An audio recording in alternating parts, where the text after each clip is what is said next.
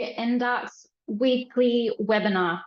I am Kriana Barat, a research fellow at the National Drug and Alcohol Research Centre, and it is my pleasure to be hosting today's webinar. I'd like to begin by acknowledging the Whadjuk Noongar people as the traditional custodians of the land from which I am joining this meeting.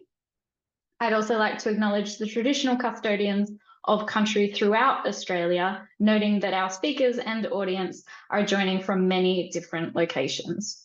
We pay our respects to the elders past and present and extend that respect to First Nations people present today.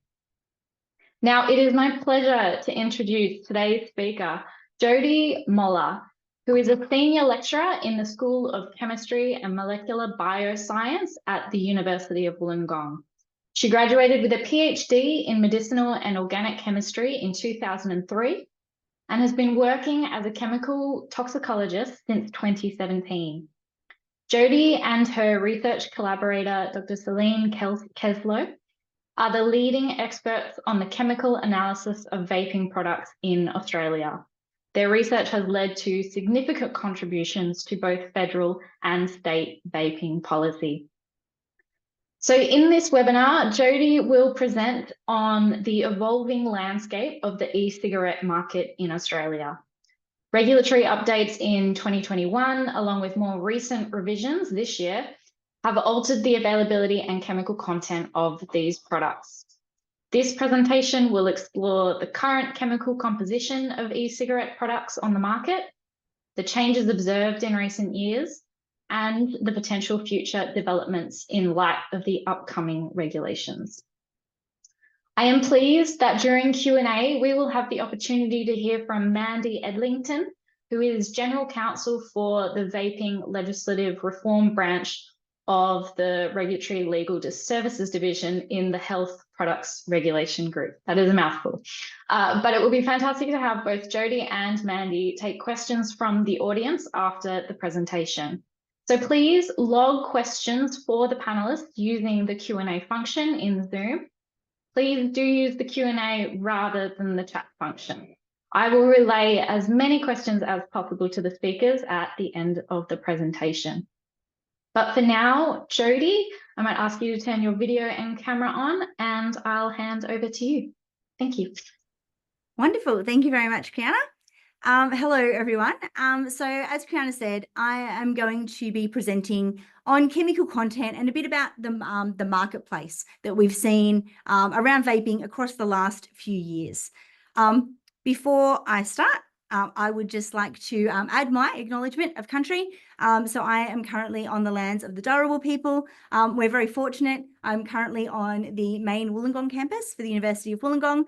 And our campus sits at the base of Mount Kira. And Mount Kira has been an area of learning for the local Dharawal people for thousands of years. And I'm really privileged to be able to work on this beautiful land and continue that story of education in this space.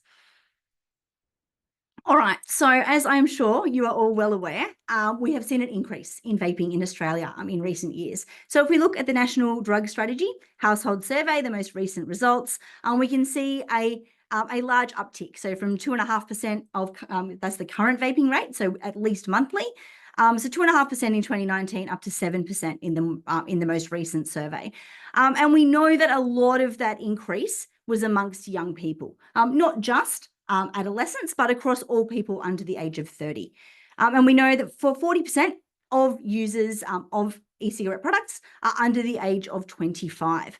So this data is sort of what stemmed us to complete the study that I'm going to be focusing on today, which is a study specifically looking at e-cigarettes used by high school aged students.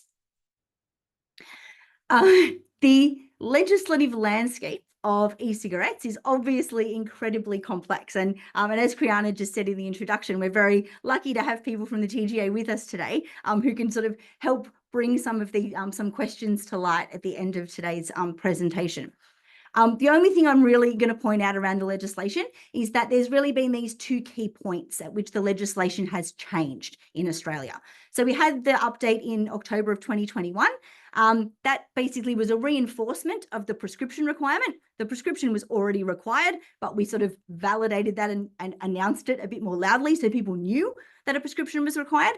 The biggest issue there is that the prescription was needed for nicotine-containing e-cigarettes, but not required for nicotine-free products.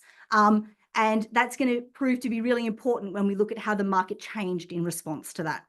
There's also a range of packaging and labelling requirements that are listed in the TGO 110, which is the standard, was the standard for vaporizer nicotine. It's now called the standard for vaping products. This year has obviously been a whole new kettle of fish. This year, we've seen a vast array of different changes. So in January, the disposable vape ban came into place. Then in March, we added onto that with the ban of importation of non-therapeutic vapes, and we started introducing flavour limitations for vapes that were being sold legally over the counter in chemists. As of July, that's probably the most significant change. So in July, we got the all of the vaping products came back under the one regulatory umbrella. So the nicotine-free and the nicotine-containing products are no longer separated. They're now all put back together under a single regulation. So the only place you can get a chemist, get a vape as of now legally is via a chemist with a prescription.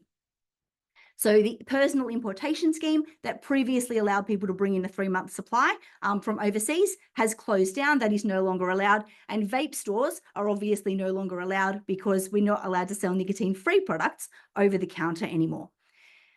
Moving forward a little bit into the future, in October, the prescription requirement will disappear for some products. So if you're over the age of 18 and you're obtaining products with less than 20 milligrams per mil nicotine, you will no longer require a prescription. And then even later in the year, there's still talk about introducing some plain packaging requirements for those products that are being sold via chemists. So it is an exceedingly complex space to currently be working in. But hopefully we see some of these changes leading to a reduction in the vaping rate, particularly among young people. All right, so what do we do in the vaping space? So we're, myself and my team, we're a little bit different to a lot of people that probably work sort of in the public health space in that we are chemists. So we look specifically at the chemical constitution of these products. So we look at both the liquids themselves and also the vapor that is produced from these products. So the study that I'm going to be referring to today was a liquid analysis study. So what that meant we needed to do was we got a whole bunch of e-cigarettes, we open those up, we extract the e-liquid, we dilute the e-liquid down, and then we run it through our instrument, which is a gas chromatography mass spectrometry instrument. And what that produces is a chromatogram that looks something like this. Now, you don't need to analyze this in any huge amount of detail, only to see that each of the peaks on the chromatogram are a different compound that we're seeing coming off there. The size of the peak or the area under the curve tells us how much of that particular compound is present, and the number of peaks tells us how many different compounds that we're getting in a particular sample. So we can do this on any product to determine what is in there. So qualitative analysis, what is in there, and then some quantitative analysis of how much. Once we have all that information, we can think about whether they're likely to be harmful to humans at the expected exposure levels. All right, so the study I want to really talk through today is really focusing on looking at these samples from high schools. So the way this worked was teachers in high schools, when they caught high school students vaping, confiscated the e-cigarettes. Those e-cigarettes were collected usually by the schools. They were then passed on to local health districts, and then they fed those through to us for analysis. So this study was completed in collaboration with New South Wales Health, and we had a total of 597 e-cigarette samples collected from 18 different high schools. 2 of those were based in Sydney. 2 local health districts were based in Sydney. 2 local health districts were based outside of Sydney. And it was collected across the 2022-2023 timeframe. So that means it was after the October 2021 regulatory changes, but before any of the changes from this year that have come into place. So what did we find? So the first thing we did was we took all of the samples that we were provided and we just did some analysis on what flavor they were, what brands they were, just visually what they looked like. So probably not surprisingly to anyone who has worked in the vaping space, virtually all of the e-cigarettes that we received in this study were disposable. So over 99% of the e-cigarettes were disposable style products. About 85%, or just over 85% of the samples were fruit-based flavors. So that agrees fairly closely with a lot of self-reported data that we get around adolescents reporting the types of flavors that they're using in e-cigarettes. They report that the fruit flavors are predominantly used. And that's exactly what we saw in this study. Interestingly, we did have 0.3% was tobacco. So that was one sample that came back as a tobacco flavored sample, and 1.2% as cooling samples. So that would be the menthol and the mint. So the flavors that are going to be legally available to purchase via chemists accounted very, very, very small percentage of the flavors in this study. I will also point out the unknown, because that seems like a bit of an unusual one to have in there. Unknown is things that don't fit into any obvious flavor category. So sometimes we get e-cigarettes that are called unusual things like Siberia or Blitz. When we couldn't identify what the flavor was, they ended up in that unknown category. All right, so that's the flavors. What about the brands and the models? Once again, probably not surprisingly, if you walk out on the street, the main type of e-cigarette that you see anywhere is the I Get bar, which is the one that is shown sitting in this image here. And that was the most popular brand and model that we found. So a quarter of all of the e-cigarettes that we received were that one brand and one model. So that was really a significant proportion of the samples that we saw. Almost 2/3 of the samples were from the I Get brand in total. And we really had a concentration of only 3 brands. So between I Get, HQD, and GunPod, that most of the e-cigarettes fell into those 3 brands. There was a sort of a smattering of other brands in there. We can compare this to the data that was published by Pettigrew. So this was a study where the data was collected in 2021. So it was a little bit before our collection for this study. But interestingly, the adolescents in that, so they were aged 15 to 21 in that study, the youngest age category that they reported. And those people were reporting quite a reasonable percentage of them reported using Juul and Puff Bar. And only about 43% reported using I Get. So obviously this doesn't agree with what we found in this study. In fact, we did not see a single Juul device in this study. Now, whether that's because young people aren't actually using Juul in these New South Wales schools, or whether it is that the Juul is just not being confiscated by the teachers to the same extent, and therefore we're not seeing that represented in the data, is up for debate. I'm not sure what the reasoning is there. There's also the possibility that some young people do refer to vaping as juuling, and whether they're just calling their device a Juul, even though it isn't actually belonging to the Juul brand, is another possibility. All right, so once we've done our sort of rough analysis on what types of products we were getting, we obviously, as chemists, wanted to do some chemical analysis. So we didn't chemically analyze all 600 samples, but we did select 407 of those samples to go through full chemical analysis.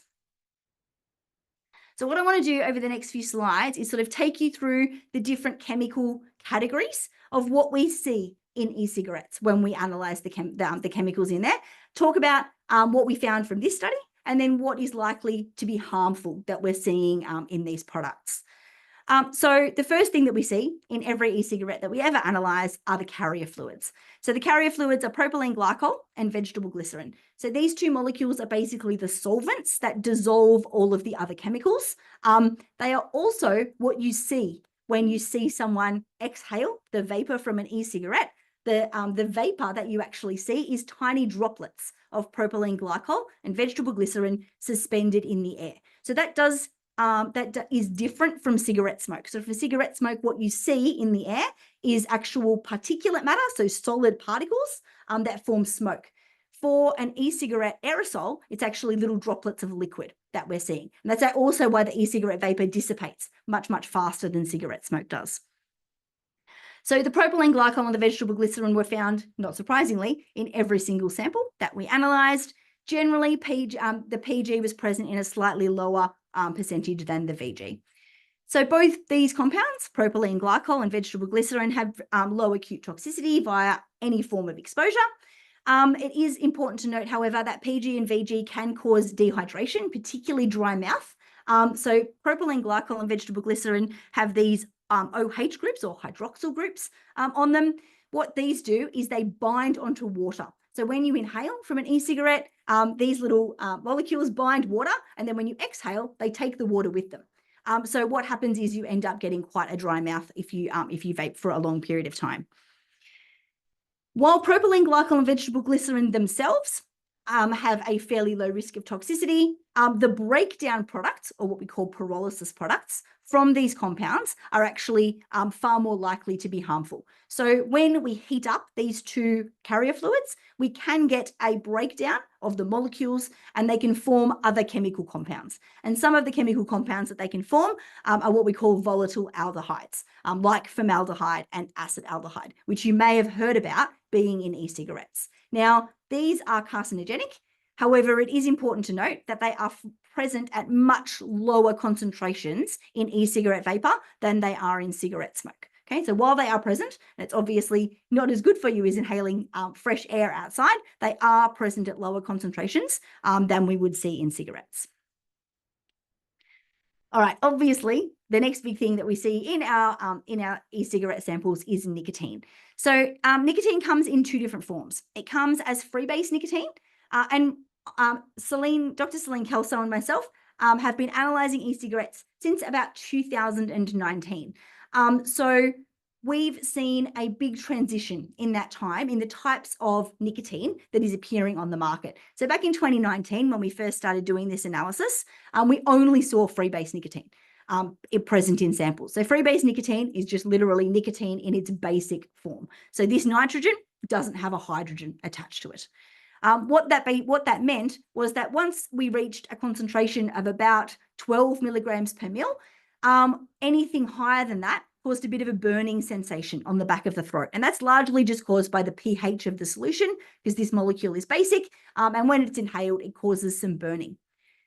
Juul realized that if they converted from a freebase nicotine over to a nicotine salt, and that's literally by adding acid into the sample to decrease the pH and protonate that nitrogen, what they could do was get much higher concentrations of nicotine in without causing that burning sensation. So we went from an average nicotine concentration of about 12 milligrams per mil up to an average nicotine concentration of between 40 and 50 milligrams per mil for nicotine. So a significant increase in the nicotine concentration. So the results from the high school study, we found that nicotine was detected in 97.3% of samples, and it was always present as the benzoic acid salt. So it is always present with nicotine in its salt form, and we know that because we can see the benzoic acid peak when we do our analysis. The average concentration was about 40 milligrams per mil, so that is quite high, and it went up as high as 63 milligrams per mil in some samples. So that concentration will produce a plasma nicotine concentration level that is comparable or higher than you would get from smoking. Okay, so you are able to reach plasma nicotine concentrations that are similar to what you would get from smoking by vaping these disposable devices. Obviously, we know nicotine is toxic via oral and potentially via dermal exposure. Estimated oral dose to be fatal for an adult is 500 milligrams. I will say that for disposable devices, one of the only things about them that is beneficial is that because they're completely sealed, oral exposure from these is actually much lower than it would be from a bottle, from using a bottle of nicotine e-liquid. One thing that was really interesting to note in this study was that we had a very small number of samples that were nicotine-free, but some of the ones that were nicotine-free, we couldn't tell. We had samples that were identical to those, but contained nicotine, and there was nothing visible. So here we have one that was nicotine-free and one that contained nicotine, and you can see these samples were absolutely identical. There was nothing on the packaging or on the actual device. They didn't come with packaging because they were taken off students who were already using them. but there was nothing on the device to signify whether it contained nicotine or not. So the only way we could work out if it contained nicotine was actually to open it up and perform chemical analysis. The next sort of group of molecules that we want to consider are obviously the flavoring molecules. So they're anything that is there that is going to produce some sort of taste in the e-liquid. There's lots of different flavoring molecules possible. Our method that we are currently running at the University of Wollongong allows us to identify and quantify 39 different possible flavoring molecules. We found in the high school study 29 of those 39 molecules. So fairly wide variety of different flavoring molecules were utilized to create a fairly wide variety of different flavors. The most common flavors that we found were 1,3-diacetyl and 1,2-diacetyl. So those two molecules are structurally very similar. They actually impart a very similar flavor. So they both have a buttery flavor. And we're not sure what the purpose of the addition of these compounds are. They were found in about half of the samples we analysed. And as you recall from a few slides back, most of these samples were fruit flavoured. So the presence of a butter flavour inside a fruit flavoured vape doesn't really make a lot of sense. So we think that this might be added for some other reason, either to add complexity to the flavour or to provide a particular mouth feel, or to provide like a coating feel inside the mouth when people are utilising these vapes. We also obviously found some other sweet flavors like vanilla and ethyl maltol present in a lot of the samples. Most of the flavors were present at low concentration, so we mean less than 2 milligrams per mil, except for 1,3-diacetyl, which had an average of about 12, and concerningly was present in some samples up to 101 milligram per mil concentration. So that is exceedingly high. We actually have to dilute the samples further than our normal analysis just to detect that, because it exceeds the levels that we can actually detect to on our instrument. So that was a very, very high concentration of that compound. And once again, the fact that we don't even really understand why that compound's being added adds to that complexity. So all of the flavouring molecules that are in these are safe for ingestion. These have been used in food products and beverage products for a long time, but there's very limited data available on the inhalational toxicity of these. And some of the flavouring molecules are banned under the TGO 110. And we're going to get to some of those in just a little bit when we talk specifically about banned compounds. So the final sort of type of compound that we're analysing for in this particular study was what we call a coolant. So there are two coolants that we're testing for in our analysis. They are WS23 and WS3. So both of these compounds are not flavours. So they don't impart any taste at all. What they do is they make your mouth feel cold when you inhale. So if you think about when you brush your teeth and then you inhale air and you get that cold feeling, imagine if that was present but without the minty flavour. That's what these coolants are doing. So both of these were originally designed for use in shaving creams and toothpastes. Okay, so the WS stands for Wilkinson Sword. For those of you who are my age or older, you probably remember that company. So these coolants were not present when Celine and I started doing these analyses back in 2019. E-liquid bottles don't tend to contain these coolants. These are really something that has only hit the market with the rise of the disposable. So as disposables have become more prominent, these coolants have really started appearing in quite high concentrations in some of these products. So we found WS23, which is the main coolant that we see in these products, and that was present in 99.7% of samples. You might recall that we had 0.3% of our samples were tobacco flavoured. The 0.3 that didn't have WS23 was the tobacco flavoured sample. So these coolants are in virtually everything except for tobacco flavoured samples. A second coolant was also found in addition in 15.5%. So everything that had WS3 was doubled up, had both of the coolants present. Some people might be thinking that we know that a lot of these flavors have ice in the name. So the example that I've got on the screen here is a blueberry ice. And they do. About half of the samples in this study had ice tagged onto the end of the name. So grape ice, blueberry ice, flavors like that. But we found these coolants in pretty much every sample. So it isn't limited to just the ice flavored samples that we're seeing these coolants. It is really across the board. And we do have some concerns that it's possible that these cooling agents are specifically being added to mask the burn from the nicotine. So we talked before about the fact that there's a bit of a burn in the back of the throat when people inhale nicotine, and we're a little bit concerned that that might be maybe why these cooling agents are being added. So the final set of compounds that we analysed for, so these are things that we hope not to see in our samples, but are the banned compounds. So they're under the TGO 110. There are currently 8 compounds that are banned in Australia. And obviously, with the forthcoming regulations, the list of banned compounds is likely to be modified. So this is from the 2021 version of the TGO 110. So in this particular study, 14 samples were found to contain at least one banned chemical. So that worked out to be about 3.4% of our total number of samples. 3 of the compounds that we identified that were banned were flavoring molecules. So acetone is a flavoring molecule that can chemically modify to form diacetyl. Diacetyl is the compound that is associated with popcorn lung. We don't see diacetyl in e-cigarette samples. The companies that are making these products are very aware that diacetyl has the potential to induce popcorn lung. They stopped using it a number of years ago. But we do still see some other molecules that can potentially undergo chemical reactions to form diacetyl in these samples. So that was in 2 samples.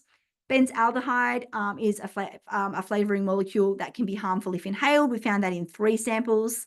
Cinnamaldehyde, not surprisingly, is cinnamon flavor. And it was found in 5 samples. It's also about a banned molecule, but probably definitely the most concerning banned substance that we found was ethylene glycol. So ethylene glycol is not a flavoring. It's not an intended compound. No one is creating e-cigarettes with the intention of including ethylene glycol. This is likely a contaminant, most likely from a contaminated sample of the carrier fluids, the propylene glycol and the vegetable glycerin, and they accidentally somehow were contaminated with a sample of ethylene glycol when these e-cigarettes were being produced. So ethylene glycol is the toxic component in antifreeze. It has the ability to cause high levels of renal toxicity. At high levels, high concentrations by oral ingestion, it can cause death. It is a very toxic molecule. This was found in 4 samples. So in 1% of our sample set, we found ethylene glycol. It was the first time ethylene glycol had been identified in any e-cigarettes in Australia. And it was actually found in reasonably high concentration. So we found it up to 11.1 milligrams per mil. So this isn't a tiny bit that we're detecting down to parts per billion levels, and we just happen to be seeing this. This was a genuine contaminant in these samples that we were identifying at concentrations that could potentially cause harm. So to give you some context, the level at which they say or that inhalation of ethylene glycol is tolerable, this is 100-fold higher than that. So this is a very high concentration of this compound. All right, so what else did we find in our school study that's worth noting? One of the really interesting findings was that about almost a quarter of the samples that we received had clearly been opened before. So what we mean by opened is tampered with in some way. So that could be like we saw tool marks on there where someone had used it to open it, or once we opened it, we could see that the parts inside had been put back together incorrectly. We get very used to what the inside of these e-cigarettes look like. When we open them up and they're not in the correct order, it's very obvious. So yeah, about a quarter of the samples had some type of tampering. So possible reasons why young people might be doing this is to refill their devices or to recharge the lithium-ion batteries that are present in our disposable devices. Most of these e-cigarettes, the disposables, do not have chargers. So the iGet bar, the one we have on the screen at the moment, that doesn't have a charge port in it. Some of the newer devices that are getting to larger puff volumes, they do now come with a charger, with a charging port and the ability to charge these up. So that will also obviously reduce some of the harm of people getting in there and trying to manually charge them. But if you go to YouTube, there's methods on there for how to recharge these things. Obviously, there is huge risk with doing that. There's the risk of battery explosion. There's the risk, these are lithium ion batteries. There's the risk of the battery letting go. Vent with flame is the official terminology when these things either increase or decrease in voltage too quickly. There's also the obvious risk of nicotine exposure if there's nicotine in the e-cigarette. And also if these are being refilled and recharged, the coil in the device is being extended past its lifetime. So these are designed to have a certain number of puffs in them. If you extend that number of puffs, you're obviously overusing that coil, and that has potential for harm as well.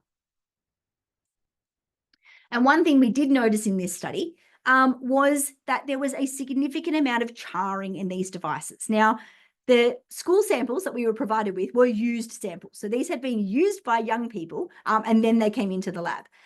So these aren't the first used samples that we've analysed. We've analysed samples from people in their sort of late teens, early 20s before. We're a university, so we get samples donated from local people and we have analysed those in the lab. When we see slightly older age groups, we see a lower level of charring than we saw amongst this school cohort. The amount of charring was quite significant amongst this in this study. So that suggests to us that maybe young people are using these when possibly the flavour from them is tasting quite burnt. And possibly that's because they're expensive and they don't want to get rid of them and they want to keep utilising them. But it seems to be that they are getting a much, much larger amount of charring than potentially some other e-cigarette users. So what we want to think about is this charring and this extended use of these coils, is that causing leaching of metals from the coil out into the e-liquid and potentially into the vapor for inhalation? And we have an honours student at the moment, Noah, who is working specifically on this study. So we should hopefully have some really good data on that really soon. So another thing we noticed was that over time, the number of puffs has been increasing. So if we go back to a couple of years ago, we sort of saw these are all the iGet range. We saw the iGet Shine, which contained up to 600 puffs. So these are all disposable e-cigarettes. We then went through to our most common one, the iGet Bar, which claims to have 3,500 puffs. And then over the duration of this study, where we were getting samples from schools, we started to see some of the larger new iGet products, including the iGet Goat, and the iGet Star, which has 7,000 puffs. So the iGet Star is an example of an e-cigarette that does have a charging port. So it can't get 7,000 puffs off the battery. It needs to be recharged during its lifetime. And we saw this gradual increase in the number of puffs. Now, an e-cigarette that it can do 7,000 puffs, that is 7,000 heating cooling cycles of that coil. So as we were just talking about with the coil degradation, what we need to know is, are these coils lasting that long? Are they able to do 7,000 heating cooling cycles without the coils degrading? All right. So we're going to leave behind the school study for just a little bit. And for the last little part of this talk, I really want to focus in on how the market changed in response to the 2021 changes and how the market has started changing this year in terms of what we're seeing in response to the 2024 changes. So the biggest response in 2021 was the removal of the word nicotine from all packaging. So what we've seen in analysis in our laboratory is that samples that do contain nicotine stopped having the word nicotine on the packaging following the announcement in mid-2021 that there was going to be a prescription pathway and that nicotine e-cigarettes and nicotine-free e-cigarettes were going to be regulated differently. So you can see on our little graph here, we only had 78 samples. So this was out of a separate study that had full packaging. So in this study, we had about 400 samples as well. About 78 of them had a production date on the box. So when we plot out that the production date against whether or not the sample had any mention of nicotine, we can see that by about February of 2022, all mention of nicotine on any of the boxes had completely disappeared.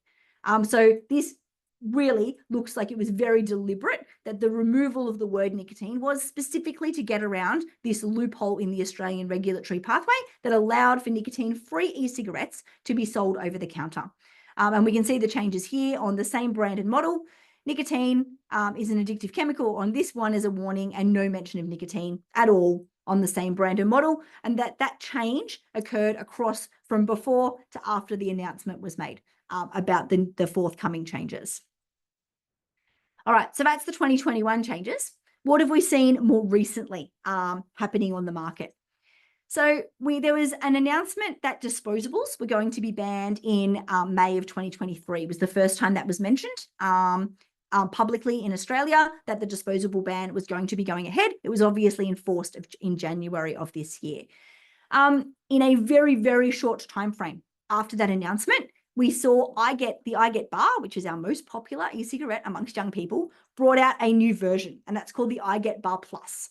And the iGet Bar Plus, which is this one we have here in the middle, that is not a disposable device. It is a pod. So this top section that we can see in black comes out. The bottom section contains the rechargeable battery, and the pod is exchangeable. So that's actually no longer a disposable e-cigarette. It's a pod style device, and therefore would not be banned under a disposable ban. I also wanted to point out this extra device that we have over here on the right. So this is also called the iGet Bar Plus, interestingly, but this is the iGet Bar Plus that is available in New Zealand. And this device has this extra little sort of switch here at the top. New Zealand have a rule that their devices must have a child-proof lock on them. And so in response to that decision by their government, these child-proof locks appeared almost instantly on the New Zealand market. So I guess the point I'm trying to make here is that the adaptation by these companies to fit in with the regulatory requirements happens very, very quickly. They can modify what they're making. They can get a new product out on the market remarkably quickly to adapt to changes. So in terms of what we're seeing more broadly on the Australian market, so we've obviously seen a massive increase in the number of products that are listed on the TGA's list of notified vape products. So in order to be sold in a chemist in Australia legally over the counter, you have to be a product that is listed on the TGA's list of notified vape products. And you can see here in March, we had fewer than 50 products that were listed. And the most recent date, which was about a week and a bit ago, we have almost 1,200 products that are now on that list. And that includes devices, accessories, e-liquid bottles, and pods. So there's a variety of devices. All of the flavors are tobacco, mint, or menthol for obvious reasons. So while we have a large number of products that are listed on the TGA site, we do still have limited availability of these products in pharmacies. So most pharmacies now will be able to get you a product. If you have your prescription, they can get you a product on request. So they have to pre-order the product and have it delivered to the pharmacy in order to supply it to you. Very few pharmacies have product on stock, sort of in stock in the store all the time. So that's sort of the legal side. What are we seeing on the illicit side? So what's happening to the stores that are doing the wrong thing and still selling these products? So we have seen a significant decrease in the number of stores that are selling vapes. Now, most of the online stores, certainly the ones that we go to regularly to buy our e-cigarettes for our analysis in our laboratory, those websites have shut down. Most of the common websites that were selling vapes to Australian consumers, they have shut down since the changes in July. However, a whole plethora of new websites have appeared. And I will say, from some recent analysis I've been doing, there does seem to be a whole bunch of new products that are appearing too. So not just the iGet, we're getting a range of new brands that are appearing via some of these new websites. Obviously, all of the in-person vape stores have also closed because they're no longer allowed to sell vaping products. However, we have seen a large increase in the number of tobacconists that are opening up.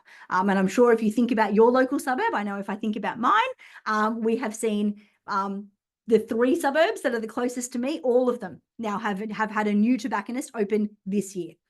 So this has been a significant increase across local suburbs. And I will just quickly say, I did report back to the people at New South Wales Health that this particular tobacco product store, which sells candy and tobacco products, it's located directly opposite a primary school in Bulli, near where I live. I reported that it had closed. It has not. It shut down for 2 days and it has reopened again. There has been some anecdotal reports from people that there's been an increase in cost if they are obtaining their e-cigarettes illegally over the counter, and some difficulty obtaining some flavors of disposable vapes. But most people have still been able to get a hold of things over the counter, and apparently there is insurance available for importers, so they can pay an insurance fee now when they're importing. If it does get confiscated, they get a second batch sent for them. That is what we're hearing. We've also seen a bit of an increase in the availability of nicotine pouches. Won't go into this too much, but these are like a synthetic snus pouch, but they, instead of containing tobacco leaf, they contain synthetic nicotine and flavors, and they go under the lip. There seems to be very little consistency in the way that nicotine is labeled on these, so with huge variations. And we're hoping to do some studies really soon to look at these in more detail. All right, so last little thing I want to look at is how the market is going to move progressing forward from this point, or how it might move. Just wanted to point out this particular sample here, the Fibe.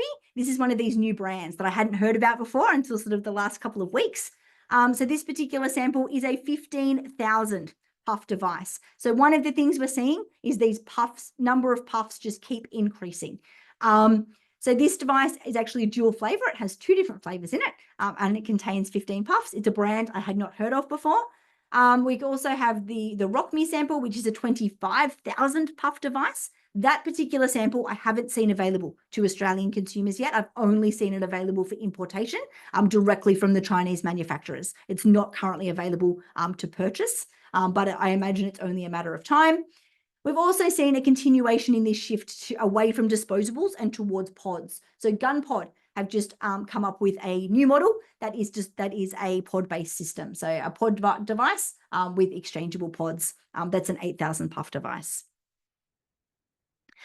We can also find, particularly on the overseas market, not so much available on the Australian market yet, a whole bunch of e-cigarette products that don't look like e-cigarettes. And these are just some of the examples that I've seen in my research. So things that look like key fobs, that is actually an e-cigarette. Something that looks like a smartwatch, this portion comes out and is actually a vape. Things that look like drink bottles or cups, and obviously the standard stationary option. All right. That's all I really wanted to cover in my talk today. I just want to thank the New South Wales Ministry of Health, the University of Wollongong for some funding, obviously all of the schools that collected our samples, along with the students that did the vast majority of this work, Caitlin Jenkins and Noah, and my collaborator, Dr. Celine Kelso. And thank you for listening. Thank you so much, Jody. That was a super impressive and comprehensive presentation. I have not learned that much about chemistry since I was back in high school. Thank you for making that so accessible. I might now invite Mandy, our panelist, to turn on their camera and microphone.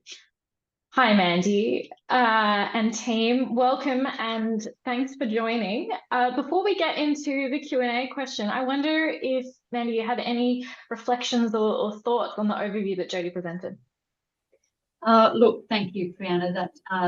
Thanks very much for throwing me. And I should just mention that I am joined by 2 of my colleagues here from TGA, Tony Manderson, with responsibility for product standards, and also Nicole McClay with responsibility for compliance and enforcement. Jody Moller, that was a terrific presentation, frightening, but terrific. And I think it does go to show precisely the way in which this industry has demonstrated its ability to adapt, change, remain agile and ahead of the game, and otherwise, devise mechanisms to evade detection. And otherwise, continue selling product. Absolutely frightening, some of those statistics. The image in relation to the used coil and the risks associated with the leaching of toxic chemicals into vaping substances is absolutely ghastly. Thank you for providing that presentation and undertaking the research that you have. Fascinating. Thanks so much, Mandy, and yeah, ditto all of that to Jody. We might dive into the questions. We are on time, but there are a lot of questions, so I'm going to do my best to get through them all. as many as we can at least. Speaking to your point, Mandy, and the findings you presented, Jody, around sort of the coils and the fact that you were talking about the distinction between sort of nicotine and then vaping and the use of the devices that are used for vaping. And I just wonder if you could provide a little bit of context around sort of the distinction between safety concerns of nicotine and then of the devices, and sort of how that has maybe changed or now sits. Does that make sense?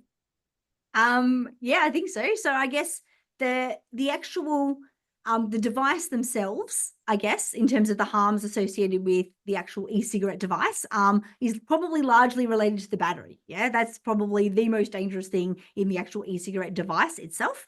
And obviously, I think this is where it's important to sort of distinguish as well between the disposable devices, which was in what we were looking at in that particular study, because that's what young people were using, versus some of our refillable and pod style devices. So in a refillable device or a pod style device, the coil is replaced. In a pod, every time you replace the pod, the coil gets replaced. So we don't get those sort of extended usage of the one coil for a long time. In a disposable device, particularly these ones where we're seeing them go up to, potentially 15, 20,000 puffs, that's 20,000 heating and cooling cycles on one coil. So obviously, that's where we're concerned that the disposable device might be more potentially harmful than something like a pod or a refillable device where you're more likely to be changing that coil over. In terms of the nicotine, nicotine's a tricky one because nicotine is obviously, it's actually a really, really toxic compound if you are exposed to high concentrations in a very particular way. So oral exposure is the most dangerous way we can be exposed to nicotine. So if you have a high concentration of a nicotine sample and you ingest any of that nicotine, and obviously this is particularly risky for young children who may be exposed to samples lying around someone's home, for example, there's obviously a high risk of harm there. But the disposables, because they're sealed, tend to have a lower risk of exposure to liquid. Obviously, still exposure to vapor. If someone picks them up and inhales on them, they will activate. So disposable devices don't have a button. They don't have any kind of, with the exclusion of that New Zealand one that has the child lock, most of them, the disposables, you inhale and they activate automatically. So there's obviously a large risk of exposure for young people to just pick those up and have them activate. I don't know if that exactly answered the question you were wanting.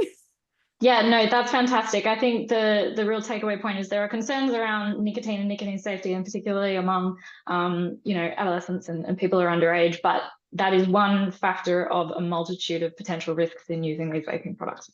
Yep, absolutely. Fantastic. I think you might have touched on this briefly, Jody, but the question is, was ethylene glycol a true contaminant, or can it form when PG or VG aren't stored properly? Yeah, no, not to the best of my knowledge. No, that isn't where it's coming from. I believe it is genuinely a true contaminant.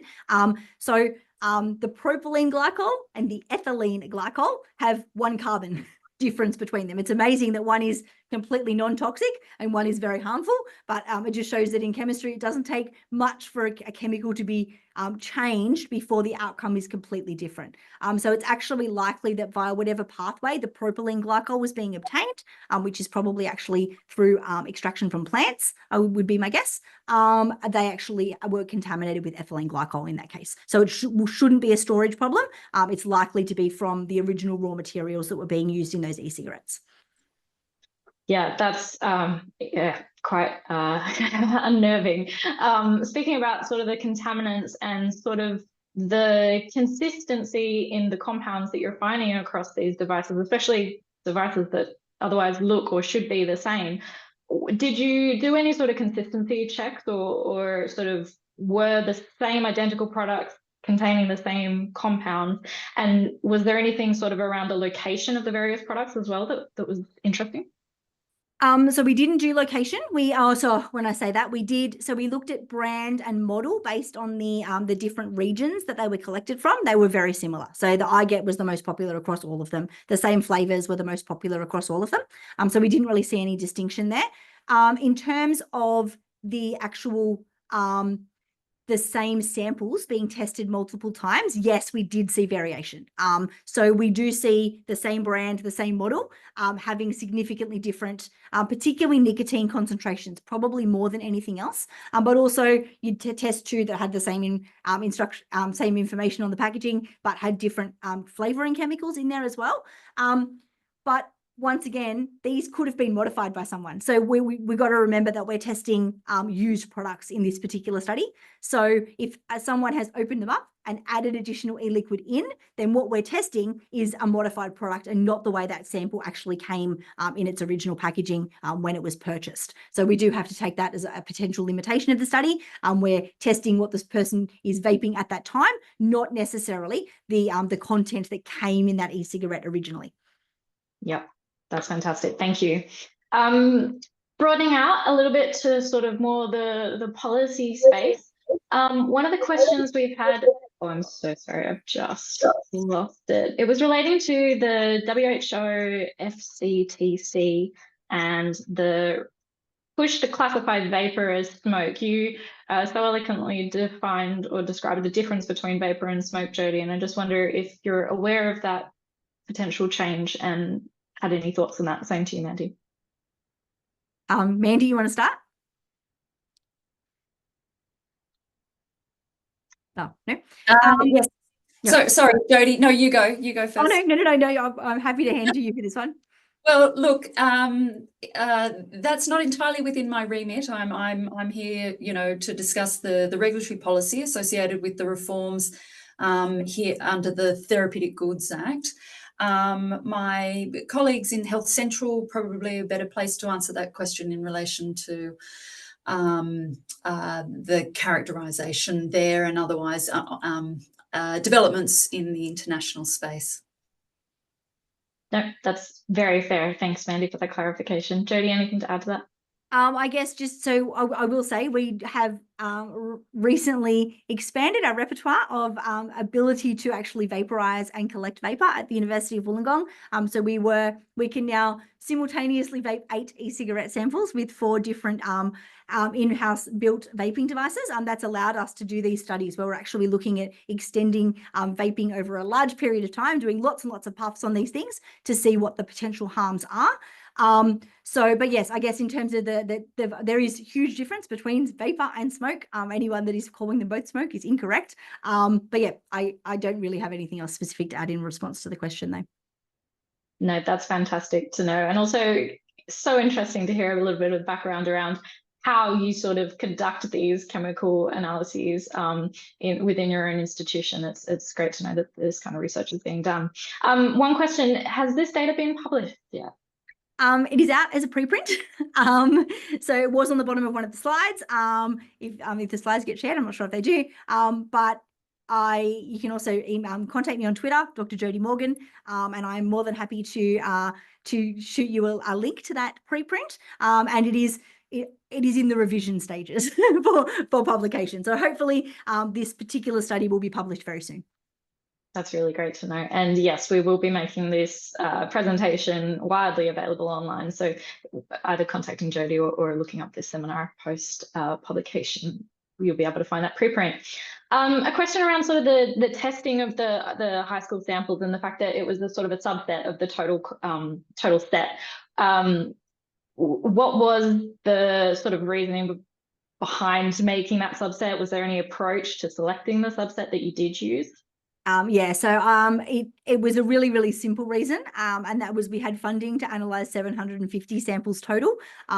That was, some of them were from school samples, some of them were from seized samples from over-the-counter from stores, and that was just how the division ended up happening. So it ended up just being 407. It was actually the first 407 that we received that were chemically analysed. We then continued to receive ones after those.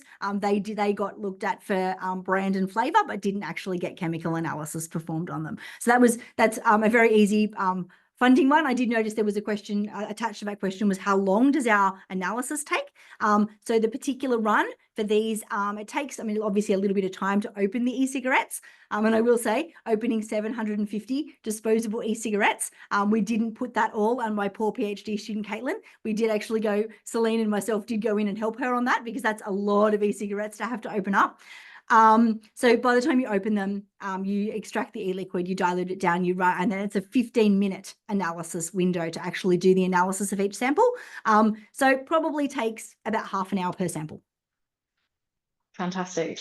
Such interesting insights to the chemistry behind all of this. It's fantastic. Look, we have just a couple of minutes left.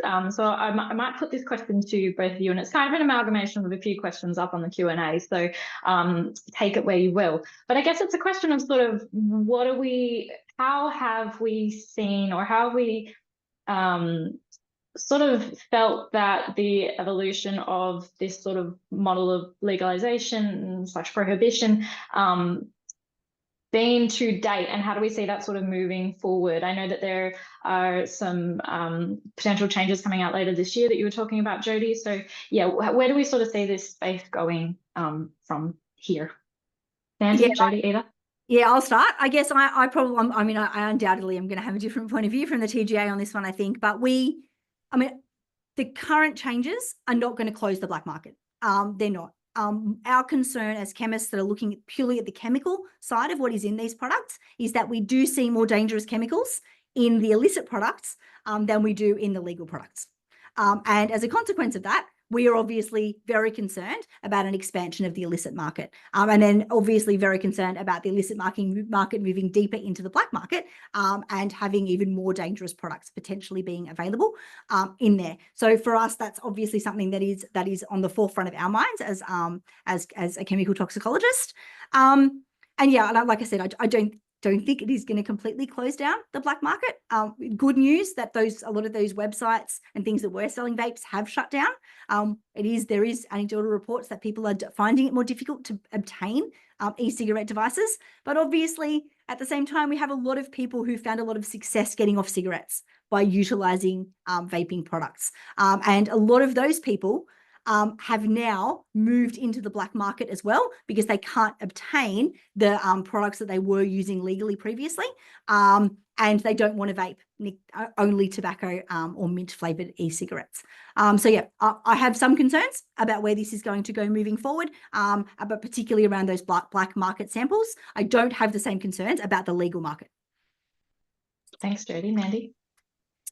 Look, I'm thinking more optimistically about the future. I think that the Therapeutic Goods Act has been amended in a way that is going to actually address some of the concerns and loopholes that Jody referred to earlier. No longer is the TGA confined to simply regulating nicotine vapes. We are regulating all vapes, and that goes to, all vapes, irrespective of therapeutic claim or nicotine content. All vapes are to be regulated under the Therapeutic Goods Act, and that is to ensure a comprehensive regulation of the entire supply chain, from the border, to the streets. We are, the Therapeutic Goods Act will be used to regulate these products. Further to that, the offences that have been created and established go further than offences that we've had before to deal with unlawful therapeutic goods. We have new possession offences that will be incredibly useful for targeting commercial operators. Previously, offences under the Therapeutic Goods Act have been confined to conduct that is importation, manufacture or supply. Now, with additional controls in relation to possession, it's a really effective move that will help to get products off the street. I'd remind audience members about the measures that we are taking to ensure that vapes that should be available for therapeutic use, that is smoking cessation or the management of nicotine dependence, are subject to more stringent product standards. The quality and safety controls that have already been put in place, and that will be further put in place over the course of the next 6 months or so, will actually ensure that products are being manufactured to appropriate standards which seek to minimise harms to persons using them. in particular, the controls in relation to ingredients, flavours we've already seen, but further restrictions that will be placed on ingredients and otherwise unintended substances, contaminants found in therapeutic vapes is of critical importance here. Also coupled with changes to plain packaging to reduce appeal and whatnot. We are working together not simply with the legitimate supply chain, but we're working together with our state and territory colleagues, our colleagues at the border in ABF, to really address black market issues.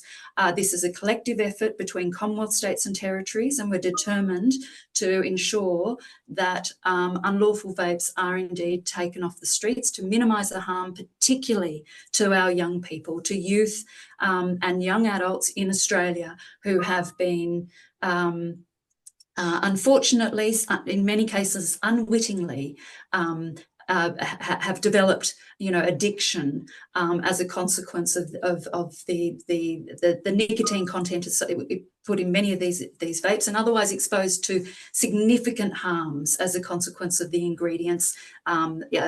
Going to Jody's presentation, the sorts of things we've seen in here is alarming. It's not just the nicotine, but it's the other chemical entities that are just absolutely toxic and present such extraordinary dangers to the community.